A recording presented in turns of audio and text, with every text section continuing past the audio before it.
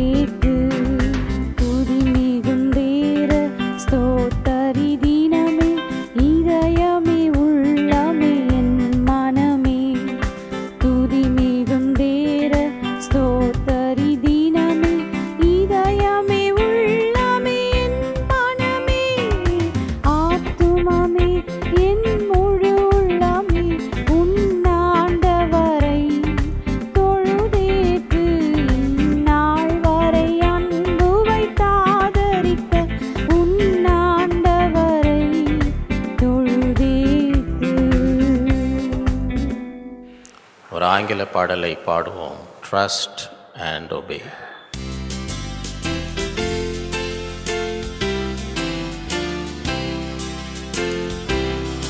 When we walk with the Lord in the light of His word, what a glory He sheds on our way.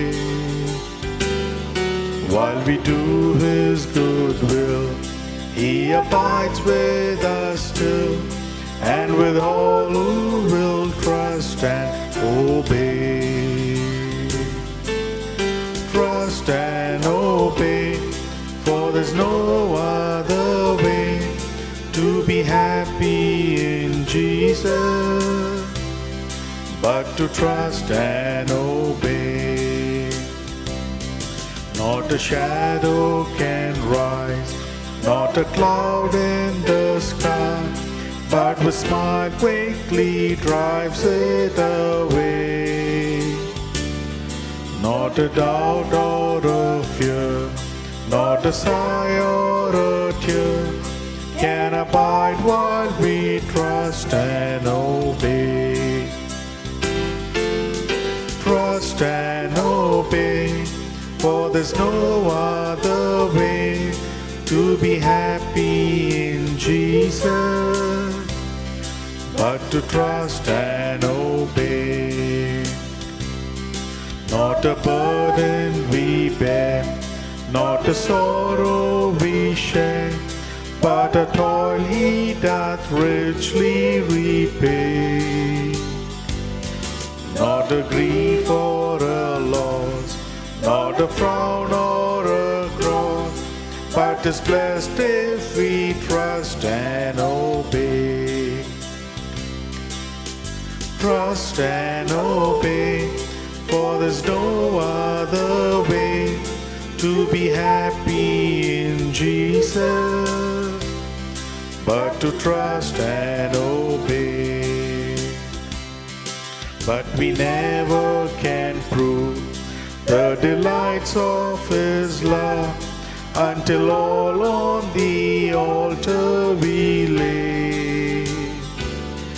For the favor He shows and the joy He bestows are for them who will trust and obey. Trust and obey, for there's no other way to be happy in Jesus but to trust and obey.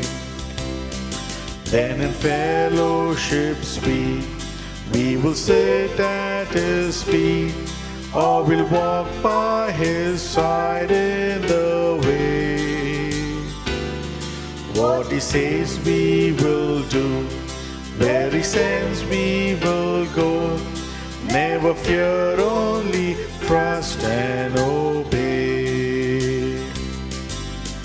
Trust and obey, for there's no other way to be happy in Jesus but to trust and obey.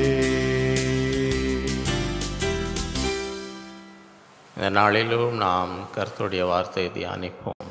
இந்த நாளின் தேவ செய்தி, அவர் walk with the Lord, தேவனோடு நாம் நடக்கும் நடத்தை.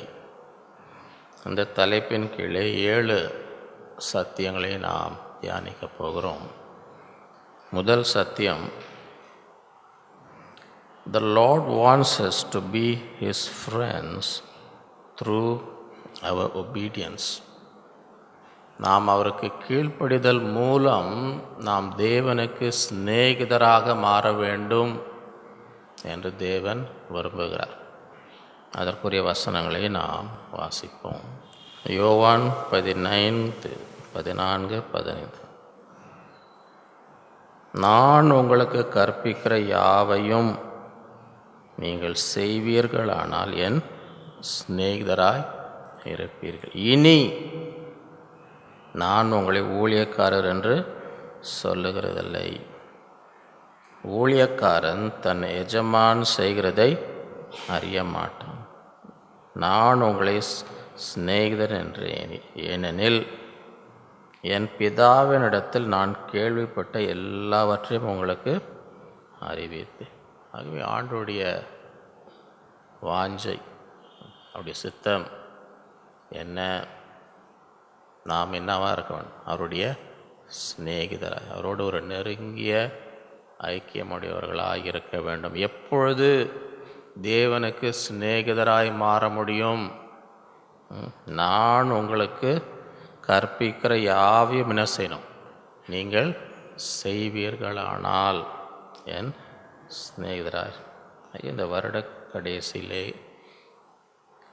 புது வருடத்துக்குள் நுழைவதற்கு முன்பாக நம்மை ஆயத்தப்படுத்தி கொள்ளும்படி இந்த நாளிலே தேவனுக்கு முன்பாக ஒரு தீர்மானம் ஆண்டவரே, நான் என்னவாக இருக்க வேண்டும்? உம்முடைய சிநேகிதராய், நீர் கற்பிக்கிற யாவற்றையும் செய்கிறவர்களாய் நான் என்ன செய்ய வேண்டும்? இருக்க வேண்டும். அப்படிப்பட்ட ஒரு உறவுக்குள்ளே நாம் வரும்பொழுது ஆண்டவர் என்ன சொல்கிறார்?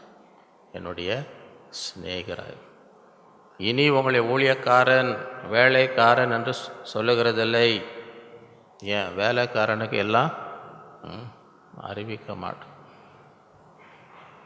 சில பேர் வேலைக்காரங்களுக்கு எல்லாம் சொல்லின்னு இருக்கிறாங்க. அம்மா அந்த நகைலாம் எடுத்து அந்த பீரோக்குள்ளே வைமா, அந்த சாவி எங்கே வைமா, அம்மா அந்த பத்திரம் அங்கே இருக்குது, அம்மா இங்கே பணம் இங்கே இருக்குதும்மா, அம்மா நான் 3 நாள் ஊருக்கு போயிட்டு வரேம்மா. நீங்கள் போயிட்டு வாங்க, உங்கள் நகை பணம் அதுவும் போயிருக்கும், அதுவும் எங்கேயோ போயிருக்கும். அந்த மாதிரி நடக்குதா இல்லையா? அதுக்கு தான் என்ன, வேலைக்காரங்களுக்கு எல்லாத்தையும் என்ன செய்யக்கூடாது சொல்ல. நான் உங்களை ஊழியக்காரன், ஊழியக்காரனுக்கு எல்லாம் எஜமா என்ன செய்ய மாட்டார்? சொல்ல மாட்டார். நான் உங்களை சிநேகிதன். ஏன்? என் பிதா எனக்கு வெளிப்பட்ட எல்லாவற்றும் நான் உங்களுக்கு அறிவிக்கிறேன். ஆகவே இந்த நாட்களே அதான் ஆண்டோடைய சித்தம், ஆண்டோடைய விருப்பம். எனக்கு என்ன? சிநேகிதராய் வாருங்கள், என்னோடு நெருங்கி ஐக்கியம் வந்து எல்லாவற்றையும் நான் உங்களோடு பகிர்ந்து கொள்ளத்தக்கதாக அப்படிப்பட்ட ஒரு வாழ்க்கைக்குள்ளே நாம் காணப்படுவோம். இந்த நாட்களில் ஆண்டவரே, இந்த புது வருடத்துக்கு போகும்பொழுது இந்த ஒரு குறிக்கோளோடு, இந்த ஒரு நோக்கத்தோடு ஆண்டவரே, நான் உமக்கு எப்படி இருக்கணும்? சிநேகிதராய் இருக்க வேண்டும். இரண்டாவது, the Lord wants to use us to demonstrate His power and deliverance. ஆண்டவர் தம்முடைய வல்லமை, தம்மை விடுவிக்கிற சக்தியை நம் மூலமாய் வெளிப்படுத்த விரும்புகிறார். அதற்குரிய வசனங்களை நாம் வாசிப்போம். யாத்திராகமம் 33:11. ஒருவன் தன் சிநேகிதனோடு பேசுவது போல கர்த்தர் மோசையோடு முகமுகமாய் பேசினார். ஆகவே மோசே தேவனோடு ஒரு சிநேகிதனாக, தேவனோடு முகமுகமாய் பேசின அப்படிப்பட்ட ஒரு ஐக்கியத்திலே தேவனோடு வாழ்ந்து, அப்படி இருக்கும் பொழுது அந்த மோசையை கொண்டு தேவன் என்ன செய்தார்? உபாகமம் 34:10-12.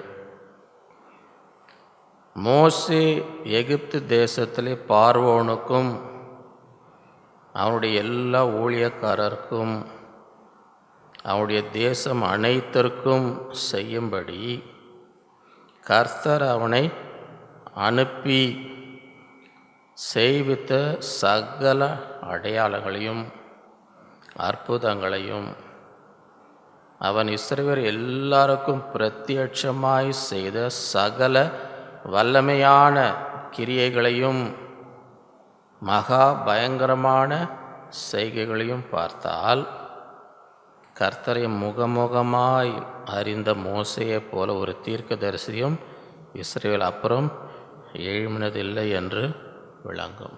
ஆகவே யாரெல்லாம் தேவனோடு ஒரு சிநேகிதனை போல முகமுகமாய் தரிசித்து அவரோடு நடக்கிறார்களோ அவர்களை கொண்டு தேவன் என்ன செய்கிறாராம்?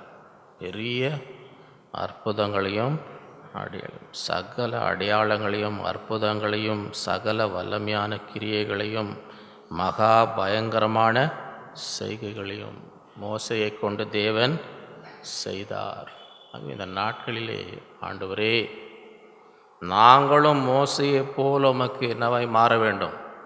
சிநேகிதரை போல மாறி எங்கள் மூலமாக இந்த நாட்களிலே இப்படிப்பட்ட அற்புதங்கள் அடையாளங்கள் மகா பயங்கரமான செயல்களை செய்ய வேண்டும் என்ற ஒரு வாஞ்சை நமக்குள்ளே வர வேண்டும்.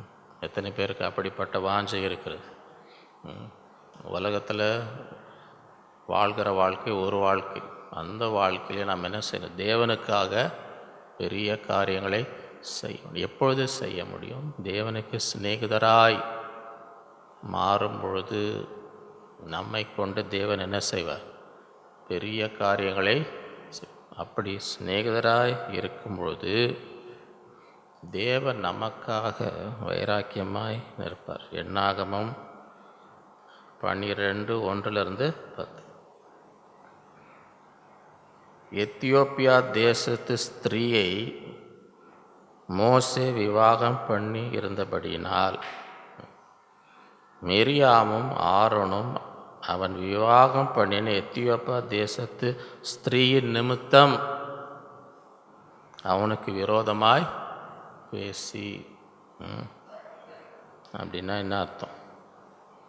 இவங்க 2 பேருக்கு, இவங்க வந்து அண்ணன் அக்கா, மோசையுடைய அண்ணனும் மோசையுடைய அக்காவும் மிரியாமும் ஆரோனும்.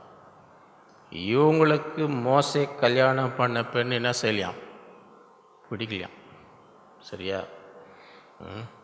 இன்றைக்கும் யாராவது ஒருத்தர் கல்யாணம் பண்ணால் எல்லா சொந்தக்காரரும் சந்தோஷப்படுறாங்கன்னு நினைக்கிறீங்களா?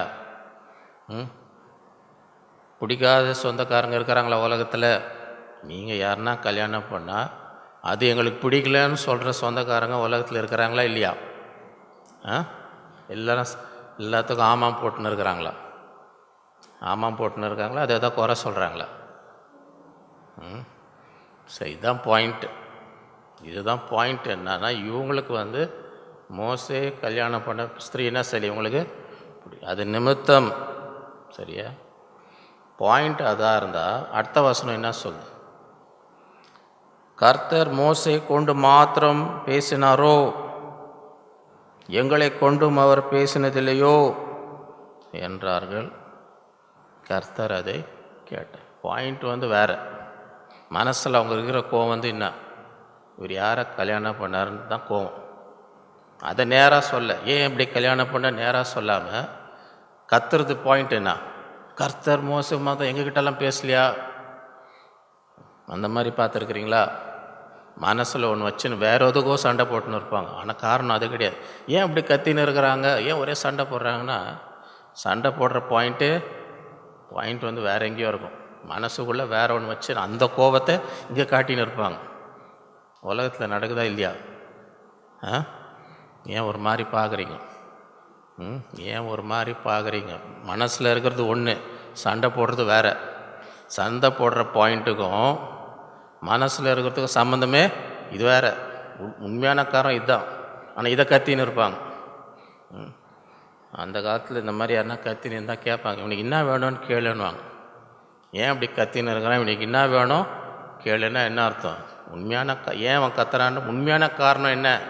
வேறு எதுக்கோ கத்தின்னு இருக்கிறான்.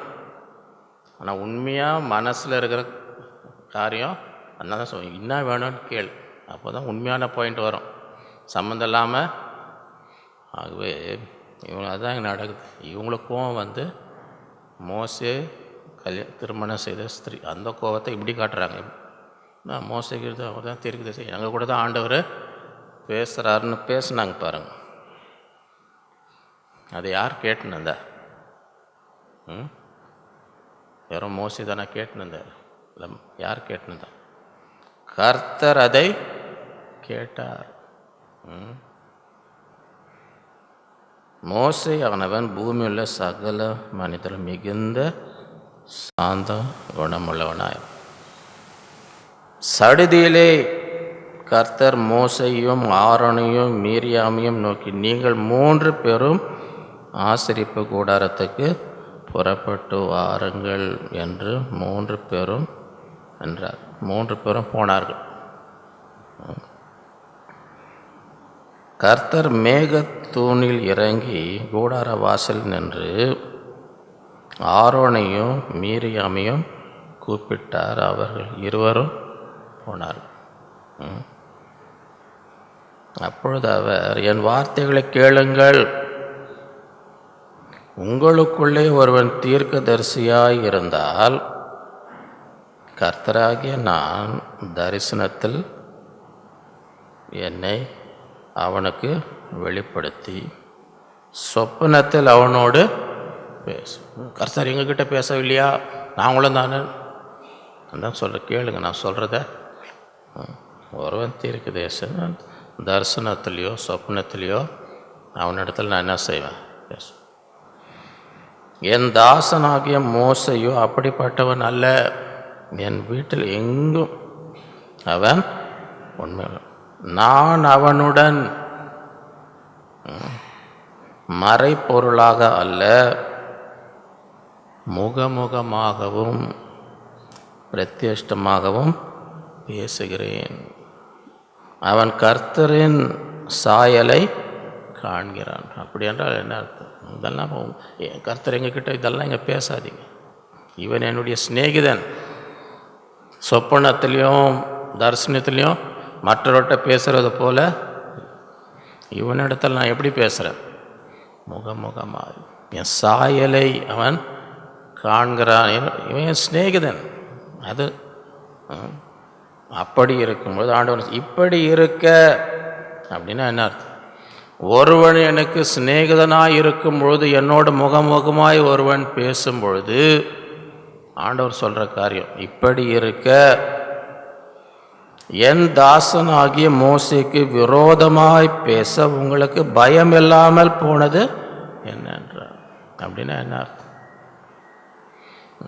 ஒருவன் என்னோடு நெருங்கி வாழும் பொழுது, எனக்கு சிநேகிதனாய் முகமுகமாய் நான் அவனோடு பேசும் பொழுது, அவனிடத்தில் என்ன செய்யக்கூடாது? ஜாக்கிரதையாக இருக்கும். எப்படி உங்களுக்கு ஒரு பயம் இருக்கணும் அவங்க இருதயத்தில். அவன் தேவனுக்கு சிநேகிதன்னா இருதயத்தில் என்ன இருக்கணும்? பயம். அவங்ககிட்ட போய் மோதாது, அவங்களுக்கு விருந்தான் செய்யாது. நான் ஆண்டவர் பார்த்துன்னே இருக்கிறார். மீதி பேர்கிட்ட சொப்பனம் தரிசனம் போல இதில்லை. இவனிடத்தில் நான் முகமுகமாய் பேசுகிறேன். என் சாயலை காண்கிறவன் என்னுடைய சிநேகிதன். அப்படி இருக்க அவனுக்கு விரோதமாய் பேச உங்களுக்கு பயம் இல்லாமல் போனது என்ன? ஆகவே தேவனுக்கு நாம் சிநேகிதனாக இருக்கும்போது தேவன் நமக்காக என்ன வைராக்கியமாய் பார்த்துனே இருப்பார். யார் என்ன பண்ணுறாங்க, என்ன பேசுகிறாங்க எல்லாம். ஏன்னா ஒரு சிநேகிதருக்காக தேவன் எப்படிப்பட்டவர்? வைராக்கியம். கர்த்தருடைய கோபம் அவர்கள் மேல் மூண்டது. அவர் போய்விட்டார். மேகம் கூடாரத்தை விட்டு நீங்கி போயிற்று. மிரியாம் உறைந்த மழையின் வெண்மை போன்ற குஷ்டரோகியானாள்.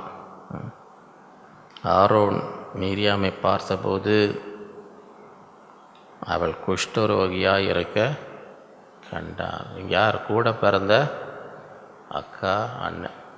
கூட ஒரே குடும்பமாக இருந்தாலும், ஒரே ரத்தமாக இருந்தாலும், ஒருவன் தேவனுக்கு சிநேகிதனாக இருந்தால், நீ என்னதான் சொந்தமாக இருந்தாலும் அங்கே போய் என்ன செய்யாத, தேவையில்லாமல் ரொம்ப விலைக்கு என்ன செய்யக்கூடாது, வாங்கிக்க கூடாது. இவங்க வாங்கிக்கினாங்க ரொம்ப விலைக்கு. அவன் யாரன்னா கல்யாணம் பண்ண உனக்கு என்ன வந்துச்சு?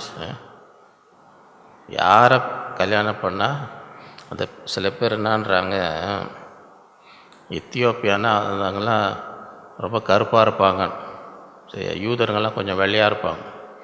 இவங்களுக்கு அந்த கோபமாக என்னான்னு தெரில அப்படின்னு சில பேர் சொல்கிறாங்க.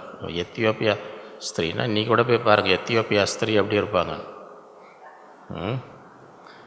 யூதருங்க வந்து எப்படி இருப்பாங்க நீங்கள் பார்க்கலாம். இன்றைக்கும் யூதருங்க எப்படி இருக்கு. அதனால் சில பேர் அந்த காலத்தில் இந்த பிரச்சனைலாம் இருந்திருக்கு போல். என்ன பிரச்சனை? அந்த காலத்தில் என்ன பிரச்சனை இருந்திருக்குது? கலர் பார்க்குற பிரச்சனை இருந்திருக்குது. இன்றைக்கின்னு இல்லை. சரியா? ஆகவே யார் யாரப்பன்னா உங்களுக்கு என்ன வந்துச்சு? தேவையில்லாமல் வாயை திறந்து போய் என்ன ஆச்சு? போய் உங்களுக்கு ஃபுல்லாக குஷ்டரோகம். அதனால் தேவனுக்கு சிநேகிதனாய் இருக்கும் பொழுது கொஞ்சம் என்ன செய்யுங்க, ஒரு 10 அடி தள்ளி நிற்கிறது நல்லது. ஏன்னா அங்கே ஏதாவது போனீங்கன்னா யார் கோவம் வரும்? ஆண்டவருக்கு என் சிநேகிதன், நான் முகமுகமாய் இவனிடத்தில் பேச உங்களுக்கு எப்படி பயம் இல்லாமல் போனது? இந்த நாட்களில் தேவனுக்கு சிநேகிதராக இருக்கும்போது அநேக அதனால் ஆசீர்வாதம் நமக்கு இருக்குது. அதனால் நமக்கு ஒரு பாதுகாப்பு இருக்குது. ஏன்னா தேவன் தம்முடைய சிநேகிதருக்காக என்ன செய்வார்? வைராக்கியமாக இருப்பார். மூன்றாவது, the Lord wants us to demonstrate our faith by our actions. நம்முடைய விசுவாசத்தை கிரியையிலே என்ன செய்யணும்? வெளிப்படுத்த வேண்டும் என்று தேவன் விரும்புகிறார். அதற்குரிய வசனங்களை நாம் வாசிப்போம். யாக்கோபு 2:20-23.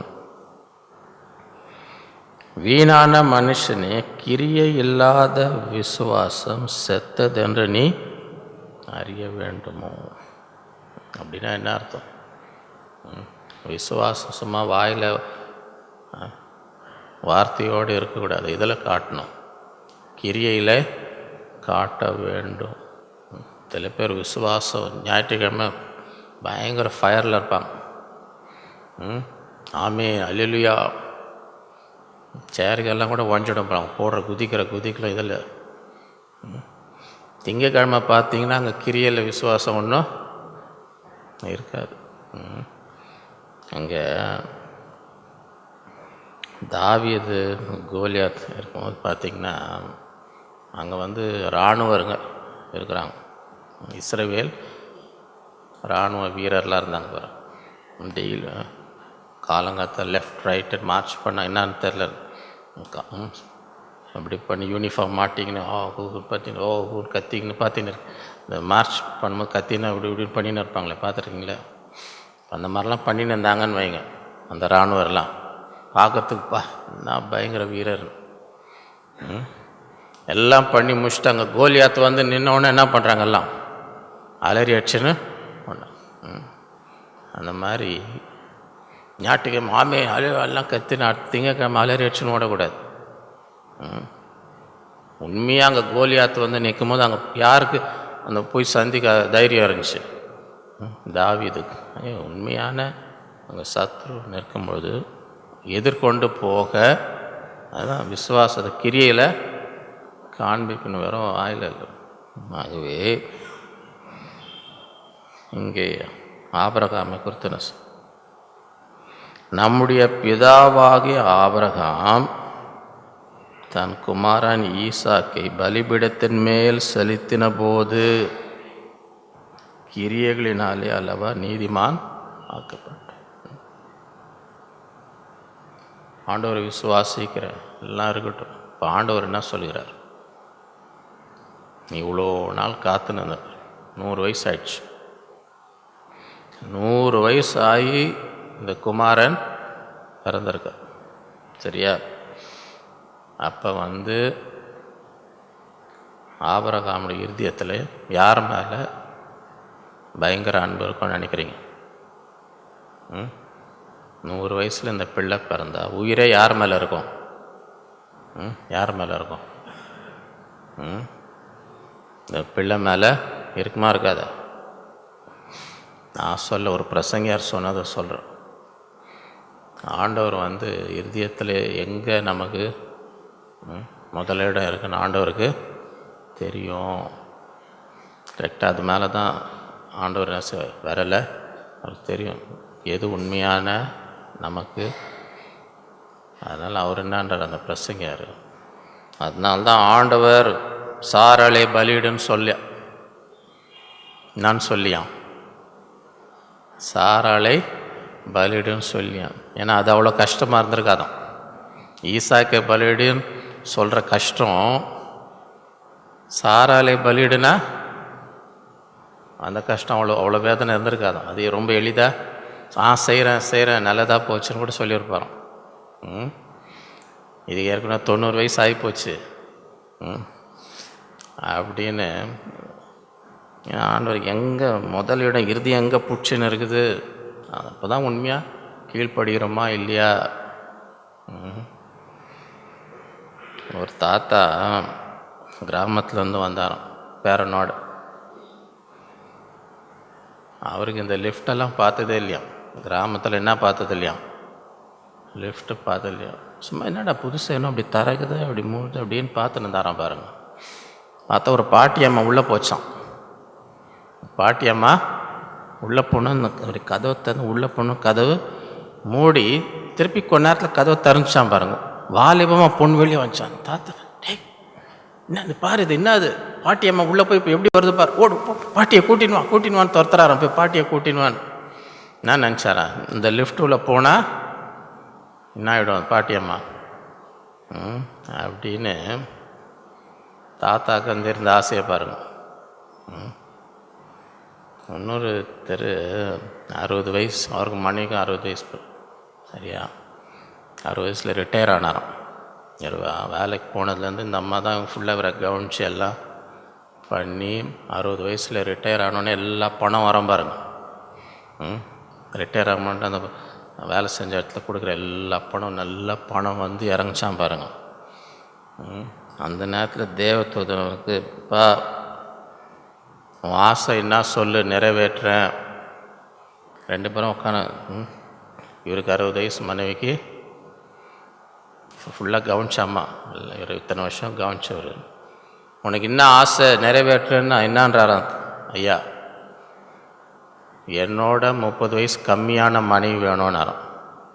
என்ன ஆசை அவருக்கு, இவரோட 30 வயசு அம்மா கொஞ்சம் இத்தனை வருஷம் இந்த ஆளை கவனிச்சது நான், ரிட்டையர் பணம் ஃபுல்லாக சேர்ந்தோன்னே என்ன ஆசையும் அவருக்கு, அவரோட 30 வயசு கம்மியான மனைவின்னு கேட்டாராம் பாருங்க. தேவ் சரி உன் ஆசையை நிறைவேற்ற அப்படின்னு சொன்னாராம் பாருங்க.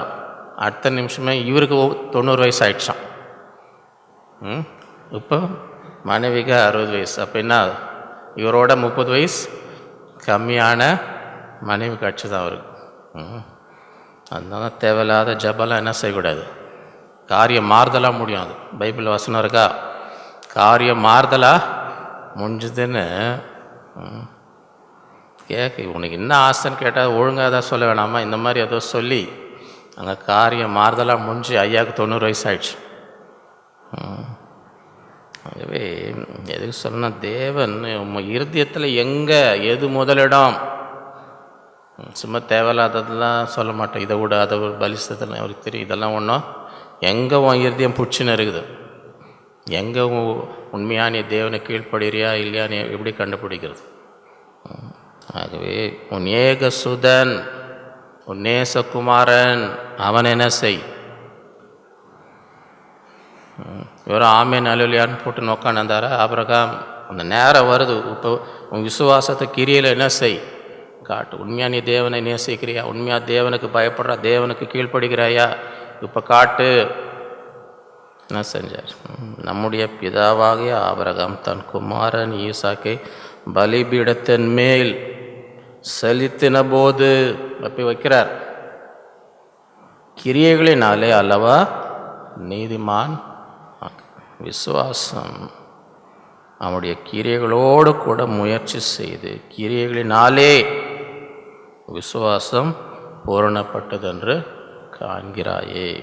அப்படியே ஆபிரகாம் தேவனை விசுவாசம், அது அவனுக்கு நீதியாக எண்ணப்பட்டது என்கிற தேவ வாக்கியம் நிறைவேறிற்று. அவன் தேவனுடைய சிநேகிதன் எண்ணப்பட்டான். ஆகவே தேவனுடைய சிநேகிதன்னா சும்மா இல்லை. ஆண்டவர் அதான் சொல், நான் உங்களுக்கு கற்பிக்கிற யாவைகளையும் செய்வீர்களானால் எனக்கு சிநேகிதர். இந்த நாட்களில் தேவனுக்கு முதலிடம் இருதயத்தில் அவரை விட யாரும் நமக்கு முக்கியமல்ல என்ற அந்த நிலைக்கு வரும்பொழுது என்ன செய்யும், தேவனுடைய சிநேகிதராய் மாறுகிறோம். 4வது The Lord will sustain us through all the attacks of the enemy. சத்ரு எப்படிப்பட்ட விதத்திலே நம்மை தாக்கினாலும் தேவன் நம்மை தாங்குவார். அதற்குரிய வசனங்களை நாம் வாசிப்போம். ஆதியாகமம் 49:22 24. யோசேப்பு கனி தரும் செடி, அவன் நீரூற்றண்டில் உள்ள கனி தரும் செடி, அதன் கொடிகள் சுவரில் மேல் படரும். யோவான் 15:16 தேவன் சொன்ன காரியம், நீங்கள் என்னை தெரிந்து கொள்ளவில்லை, நான் உங்களை தெரிந்து நீங்கள் என் நாமத்தினாலே பிதாவை கேட்டுக்கொள்வது எதுவோ அதை அவர் உங்களுக்கு கொடுக்கத்தக்கதாக நீங்கள் போய் கனி கொடுக்கும்படிக்கும் உங்கள் கனி நிலைத்திருக்கும்படிக்கும் நான் உங்களை ஏற்படுத்தினேன். ஆகவே தேவன் நம்மை கனி கொடுக்கும்படி தெரிந்து கொள்ள, அதுதான் நம்முடைய அழைப்பு. ஒவ்வொரு என்ன செய்யணும்? கனி கொடுக்கும். அதுதான் நீங்கள் இப்போ யோசேப்பு கனி தரும் செடி, அவன் நீரூற்றண்டு உள்ள கனி தரும் செடி, அவன் அதன் கொடிகள் சுவரின் மேல் படும். இப்போ மரம் இருக்குன்னு வைங்களேன், மரத்தில் எப்போ கல் அடிப்பாங்க? மரத்து மேலே கல் தூக்கி அடித்தாங்கன்னா எப்போ அடிப்பாங்க? எப்போ அடிப்பாங்க? அங்கே என்ன இருக்கணும்? மரத்தில் கனி இருந்தால் தான் அடிப்பாங்க. கனி இல்லைன்னா சும்மா தூக்கியாருன்னா கல் அடிப்பாங்களா? அப்படி என்றால் இந்த உலகத்தில் நாம் கனி கொடுக்கும் பொழுது பலவித எதிர்ப்புகள் வர வாய்ப்பு உண்டு. ஒன்றும் இல்லைன்னு வைங்களேன், அவங்களுக்கு ஒன்றும் வராது. அதான் ஒருத்தர் சொன்னார், உங்களுக்கு யாரும் உங்களை தொந்தரவு பண்ணக்கூடாதுன்னு நீங்கள் ஆசைப்பட்டீங்கன்னா, என்ன சொன்னேன்னு உங்களுக்கு ஞாபகம் இருக்குதா? உங்களை யாரும் தொந்தரவு பண்ணக்கூடாதுன்னா என்ன செய்யணும்? Say nothing, do nothing, be nothing. என்னது? Say nothing, do nothing, be nothing. ஒன்றும் சொல்லாதீங்க, ஒன்றும் செய்யாதீங்க, ஒன்றுக்கு உதவாதவா இருந்தீங்கன்னா யாரும் உங்களை திரும்பி கூட என்ன செய்ய மாட்டாங்க, பார்க்க மாட்டாங்க. ஆனால் ஏதோ ஒன்று சொல்கிறீங்க, ஏதோ ஒன்று செய்கிறீங்க, ஏதோ ஒன்று சாதிக்கிறீங்க, அப்போ என்ன வரும்? எதிர்ப்பு வரும். சரியா? ஆகவே கனி கொடுக்கறதுனால எதிர்ப்புகள், தாக்குதல் வந்தால் என்ன செய்யும்? சோர்ந்து போகக்கூடாது. ஆகவே யோசேப்பு கனி தரும் செடி, அவன் நீரோற்றண்டுள்ள கனி தரும் செடி, அதன் கொடிகள் சுவரின் மேல் படும். அப்படி இருக்கும்போது என்ன நடந்தது? வில் வீரர் அவனை மனமடவாக்கி அவன் மேல் எய்து அவனை பகைத்தார்கள். மனமடிவாக்கினா என்ன அர்த்தம்? சும்மா கொஞ்சம் துக்கம் இல்லை, மனசை அப்படியே உடஞ்சி அப்படி நொறுக்கப்படுற, அதான் மனமடிவு. மடிவுனா தெரியலங்க, சும்மா கொஞ்சம் அவர் கொஞ்சம் கோச்சிக்கினாருங்க, கோச்சிக்கிறதுலாம் இல்லை. மனம் மடிவுனா என்ன அர்த்தம்? மனமே நொறுங்கி போகிற அளவுக்கு. வேல் வீரர் அவனை மனமடைவாக்கி அவன் மேல் எய்து அவனை பகைத்தார்கள். நீங்கள் பிரகாசிச்சிங்க, உலகத்தில் ஒரு ஆசீர்வாதமாக கனி கொடுத்து பிரகாசிக்கும்போது எல்லாருக்கும் ஒன்றும் அது என்ன செய்ய சந்தோஷமாக இருக்காது. இங்கே நான் நல்லா இருக்கிறது எல்லாருக்கும் சந்தோஷன்ற சொல்கிற மாதிரி சாட்சி யாருக்குன்னா இருக்குதா? நான் மேலே போய் உயர்ந்து பிரகாசித்திருந்தால் எல்லாருக்கும் சந்தோஷங்க அப்படின்ற வலிமையான சாட்சி இங்கே யாருக்குன்னா இருக்குதா? நீங்கள் நல்லா இருக்கிறது எல்லாருக்கும் சந்தோஷம்னு சொல்லக்கூடிய சாட்சி இங்கே யாருக்குன்னா இருக்குதா? ஏன் இவ்வளோ பயங்கர ஒரு அமைதி வருது? அப்போனா நீங்கள் நல்லா இருந்தால் சில பேருக்கு என்ன ஆகுது? அது சந்தோஷம் இல்லை. வெல்வீரர் அவனை மனமடிவாக்கி அவன் மேல் எய்து அவனை, ஆனாலும் அவனுடைய வில் உறுதியாய் நின்றது. ஏன்? அவன் புயங்கள் யாக்கோபுடைய வல்லவரின் கரங்களால் பலத்தன. எத்தனை பேர் ஆண்டவருடைய கரம், உங்களுடைய கரத்தை தாங்க வேண்டும் என்று வாஞ்சிக்கிறீங்க? நீங்கள் எது கிரியை செய்தாலும் வெறும் உங்கள் கரம் இல்லை, கூடி யாருடைய கரம் அவங்க தாங்கி கொண்டே இருக்கிறது. அவன் புயங்கள் யாக்கோபுடைய வல்லவரின் கரங்களால் பலத்தன. இதனால் அவன் மெய்ப்பனும் இஸ்ரவேலும் கண்மலையும் ஆனான். இந்த நாட்களில் இதை வாஞ்சிக்கணும். ஆண்டவரே, யோசேப்பை உம்முடைய கரங்கள் தாங்கினது போல என்னுடைய கரங்களை என்ன செய்யும் யார் என்ன பண்ணாலும் ஒன்றுமே பண்ணும். அவன் வேல் உறுதியாய், காரணம் ஆண்டவர் அவருடைய கரம் அவனை தாங்கி கொண்டே இருந்தது. இந்த நாட்களிலே நாமும் அப்படிப்பட்ட ஒரு வாஞ்சை உடைய தேவனிடத்தில் கேட்டு அதே ஆசீர்வாதத்தை என்ன செய்யணும், பெற்றுக்கொள்ள வேண்டும். 5வது, the Lord will strengthen us when we become weak and weary. நாம் பலவீனப்பட்டு சோர்ந்து போகிற நேரத்தில் தேவன் நம்மை பலப்படுத்துவார். அதற்குரிய வசனங்களை நாம் வாசிப்போம். ஏசாயா 40:29-30. சோர்ந்து போகிறவனுக்கு அவர் பலன் கொடுத்து, சத்துவம் இல்லாதவனுக்கு சத்துவத்தை பெருகப்படும். ஒருவேளை அந்த வருட கடைசியிலே வருடம் முழுதும் சந்தித்த காரியங்கள், கடந்து சென்ற காரியங்கள் மூலமாய் சோர்ந்து போய் சத்துவம் இல்லாமல் இருந்தால், இந்த நாளிலே கர்த்தர் என்ன செய்கிறார்? சோர்ந்து போகிறவனுக்கு அவர் பலன் கொடுத்து, சத்துவம் இல்லாதவனுக்கு சத்துவத்தை பெருகு. இளைஞர் இளைப்படைந்து சோர்ந்து போவார். வாலிபரும் கர்த்தருக்கு காத்திருக்கிறோ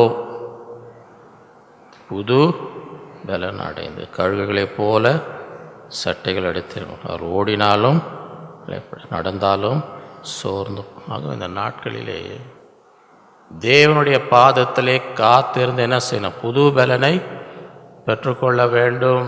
சும்மா அப்படியே அட்ஜஸ்ட் பண்ணிக்கலாம். சில பேர் நினைக்க அப்படியே அட்ஜஸ்ட் பண்ணின்னு போகிறாங்க. வண்டியில் பெட்ரோல் இல்லைன்னு சும்மா அட்ஜஸ்ட் பண்ணின்னு போகலான்னு போனீங்கன்னு வைங்க. அட்ஜஸ்ட் பண்ணி உங்கள் வண்டி ஓடுமா? இல்லைப்பா உடுப்பா அதெல்லாம் பெட்ரோல் உடுப்பா சும்மா அட்ஜஸ்ட் பண்ணலாம்ப்பா. போ அட்ஜஸ்ட் பண்ணி போய் எங்கே போ, வண்டி அட்ஜஸ்ட் பண்ணுமா? இன்னொன்று எல்லோரும் டாட்டா பாய் எல்லோரும் கையாட்டின்னு போனால் எங்கே போய் சேர்ந்துட்டிங்களாங்க? இல்லைங்க இன்னும் பக்கத்து தெருவில் தான் நின்று நடக்கிறோம். என்னங்க பெட்ரோல் இல்லைங்க, எங்கேயும் போக மாட்டீங்க. பேலன் இல்லைன்னா வண்டியில் பெட்ரோல்னால் எங்கேயும் போக முடியாத மாதிரி பேலன் இல்லைலாம் எங்கேயும் அட்ஜஸ்ட் பண்ணிடலாம் என்ன செய்ய முடியாது.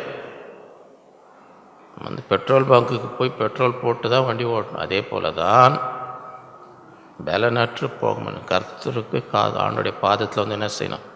காத்திருக்கணும். ஆண்டுடைய சமூகத்தில் என்னை பலப்படுத்தும், சத்துவத்தை தாரும், என் சத்துவத்தை பெருக பண்ணும் என்று பலனை பெற்றுக்கொண்டு சரி முன்னேறி இந்த வருஷ கடைசியில் அப்படியே போகலான்னு நினைக்கக்கூடாது. ஆண்டவரே, புதிய வருஷத்துக்கு எனக்கு புதிய பலத்தை தாரும், சத்துவத்தை தாரும், காத்திருந்து அந்த என்ன செய்யணும்? பலனை பெற்றுக்கொண்டு அப்போ தான் என்ன செய்ய முன்னேறி செல்லணும். அப்படியே போனால் ரொம்ப தூரம் போக மாட்டேங்க. இந்த நாட்களிலே அதை பெற்றுக்கொள்ளணும். 6வது,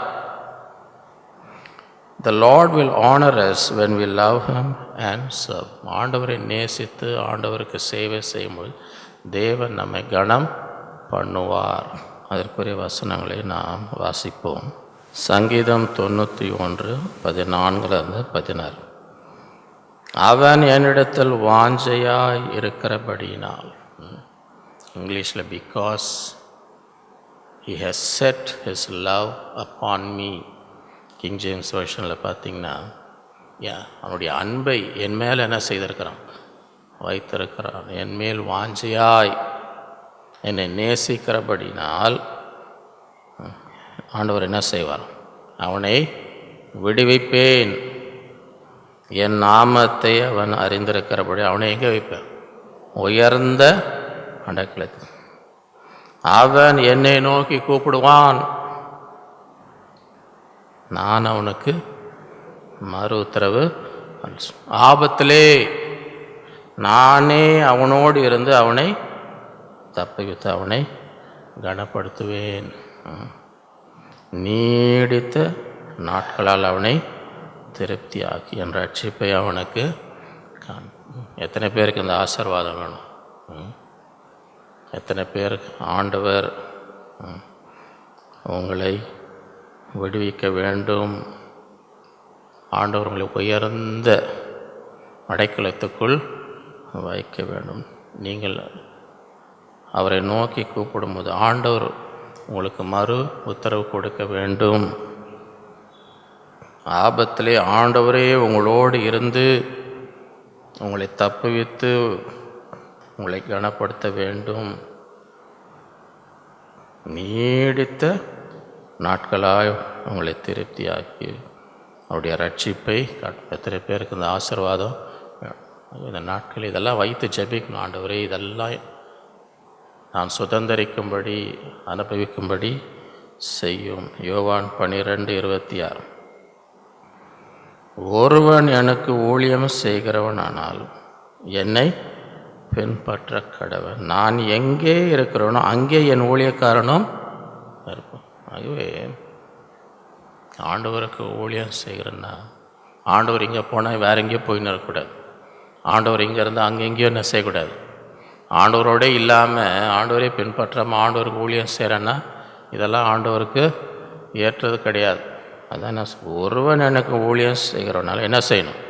என்னை என் பின்னாலேயே வரணும், என்னை பின்பற்ற. நான் எங்கே இருக்கிறோனோ அங்கே என் ஊழியக்காரனும் அவரோடையே இருக்கணும், ஆண்டவரோடையே இருக்கும். அவர் எங்கே இருக்கிறாரோ அங்கே தான் நம்ம. அவர் இல்லாத இடத்துல நமக்கு வேலை கிடையாது.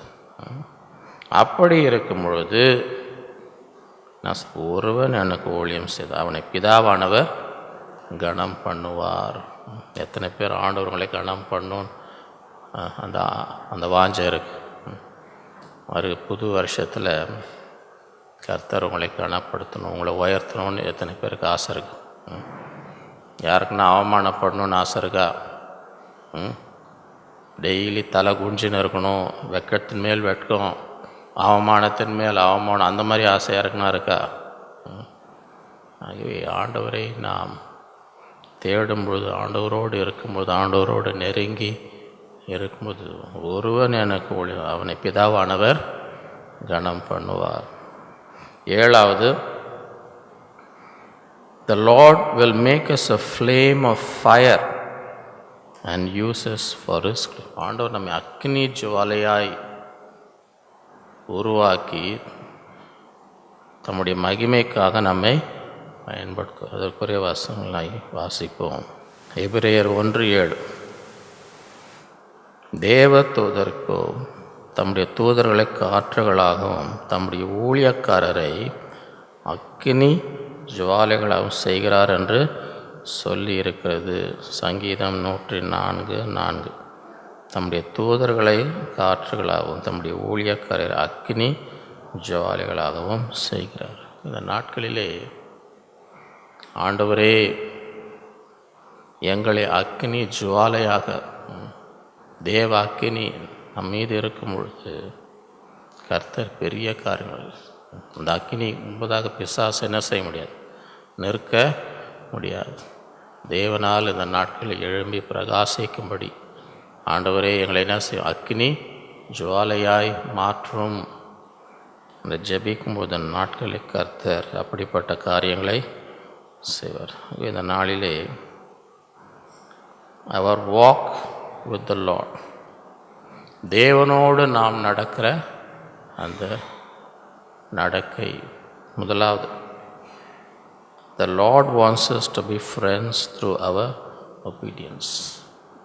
அவர் கீழ்ப்படிகள் மூலமாய் தேவனுக்கு நாம் என்னவா மாற வேண்டும், சிநேகிதர்களாக. சிநேகிதராக இருக்கும்போது தேவன் எல்லா ரகசியங்களையும் நமக்கு என்ன செய்வார், வெளிப்படுத்துவார். 2வது, the Lord wants to use us to demonstrate his power and deliverance. நம் மூலமாய் தம்முடைய வல்லமை, விடுதலை வெளியாக்கும்படி தேவன் விரும்புகிறார். மோசே தேவனோடு முகமுகமாய் சிநேகிதனை போல பேசுகிறார். அவனை கொண்டு என்ன செய்கிறார், அற்புதங்களும் அடையாளங்களும் மகா பெரிய காரியங்களும் தேவன் செய்து பெரிய விடுதலையை கொண்டு வந்தார். அது மாத்திரமல்ல, மோசேக்கு விரோதமாக யாராவது பேசினால் கர்த்தர் மோசேக்காக வைராக்கியம் கொண்டார். நாட்கள் அப்படிப்பட்டவர்களாக தேவனுடைய வல்லமை வெளிப்படுத்தலார். மூன்றாவது, the Lord wants us to demonstrate our faith by our actions. நம்முடைய விசுவாசத்தை கிரியையில் என்ன செய்யணும்? வெளிப்படுத்தணும். அதுதான் ஆபிரகாம் நம்முடைய ஒரே குமாரனை பலியிட்டதன் மூலமாய் தேவன் மீது தன்னை இருந்த விசுவாசத்தை வழங்க. அந்த கிரியை இல்லாத விசுவாசம் செத்தது. அவன் தேவனுடைய சிநேகிதன் என்னப்பட்ட. நான்காவது, the Lord will sustain us through all the attacks of the enemy. சத்துருடைய எல்லா தாக்குதல் தேவன் நம்ம என்ன செய்வார்? தாங்குவார். யோசேப்பு கணித்தறிஞ்சு அவருடைய பக்து அவனை மனமடிவாக்கி அவன் மேலே ஆனாலும் அவன் வில் உறுதியாய், காரணம் அவனுடைய புயங்கள் யாக்கோபின் வல்லவரின் கரங்களினால் இந்த நாட்டில் அந்த விசுவாசம் நமக்கு இருக்கும். ஐந்தாவது, the Lord will strengthen us when we become weak and நாம் பலவீனப்பட்டு சோர்ந்து போகும்போது தேவன் என்ன செய்வார்? நம்மை பலப்படுத்துவார். கர்த்தருக்கு காத்திருப்போர் புது பலன் அடைவார்கள். ஆறாவது, the Lord will honor us when we love him and தேவனிடத்தில் வாஞ்சையாய் தேவனை சேவிக்கும்போது தேவன் நம்மை கனப்படுத்துவார், நம்மை விடுவிப்பார், உயர்ந்த அடக்கலத்திலே வைப்பார். ஏழாவது, the Lord will make us a flame of fire and use us for his glory. அக்கினி ஜுவாலையாய் இந்த நாட்கள் தேவன் நம்மை மாற்றின மூலமாய் தம்முடைய மகிமையை வெளிப்படுத்தும்.